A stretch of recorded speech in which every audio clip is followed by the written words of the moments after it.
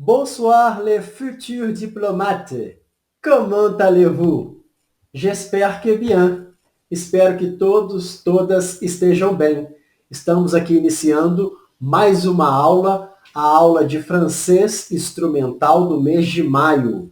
Nós vamos trabalhar no mês de maio com um texto e a temática é o meio ambiente. Mais necessariamente, como vocês que já tiveram acesso ao texto, vamos falar sobre os oceanos, ok?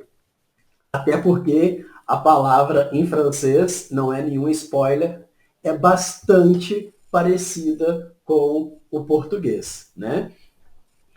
E eu gostaria de chamar a atenção de vocês para o que nós abordaremos nesta leitura instrumental de hoje.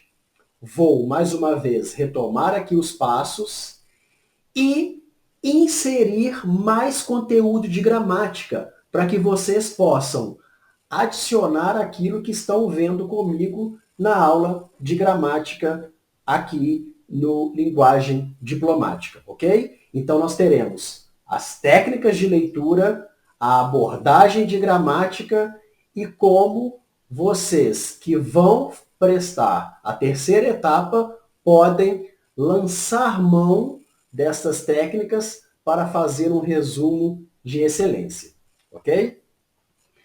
Eu começo então, como nós fazemos sempre, pelo título do texto. E no título eu pude perceber que nós temos muitas, ou seja, quase todas as palavras são bem transparentes, né? Eu sempre peço para que vocês façam o levantamento das palavras transparentes do texto desde o título. Por quê? Porque o título é que vai guiar a nossa leitura. No título, nós temos 5 actions mondiales nécessaires pour construire une économie océanique. Ok? Então, nós temos aqui palavras que se assemelham em muito ao vocabulário da língua portuguesa que nós conhecemos. E aqui eu já falo, não tem pegadinha. Não tem pegadinha. Vocês que já passaram os olhos aqui puderam perceber que é bem transparente. O título diz 5 ações mundiais necessárias. Olha a preposição aqui, olha.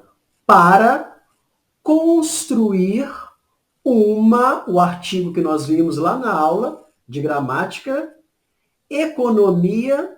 Aqui nós temos a palavra oceano, não é? Ó, até aqui. Quando a palavra em francês termina em ique, nós temos aqui um adjetivo, oceânica, ok? Oceânica. Eu deixo essa palavra aqui, ó, durable, para daqui a pouco. Então sabemos que o título diz 5 ações mundiais necessárias para construir uma economia oceânica. Então, vocês vão fazer o processo da leitura instrumental. Qual é esse processo? Vão passar os olhos no texto, de modo geral, fazer a varredura do texto, a balayage do texto, que o professor Denilson chama, né, no inglês de skimming, e vocês vão sublinhar as palavras que saltam aos olhos de vocês no texto, ok? Sobretudo aquelas que têm a ver com o campo semântico do título, que são ações para uma economia oceânica. Vocês vão fazer esse processo no texto inteiro, ok? Sublinhar as palavras transparentes e vão tentar, a partir dessas palavras, aquelas que forem mais recorrentes, buscarem o significado desse texto. Do que ele está falando? Quem são os atores nesta ação? Quem são os beneficiados? Quem são os prejudicados? Qual é o balanço que é feito no texto? Isso tudo é possível ser feito? Por quê? Porque nós vemos aqui elementos que são elementos que não pertencem à língua francesa, pertencem ao nosso universo mundial. Ó.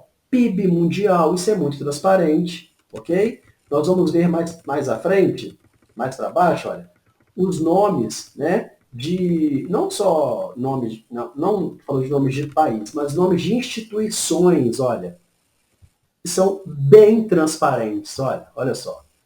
Então, vocês vão poder ressaltar no texto quais são as instituições de que esse texto fala, né, e qual é o papel delas, né?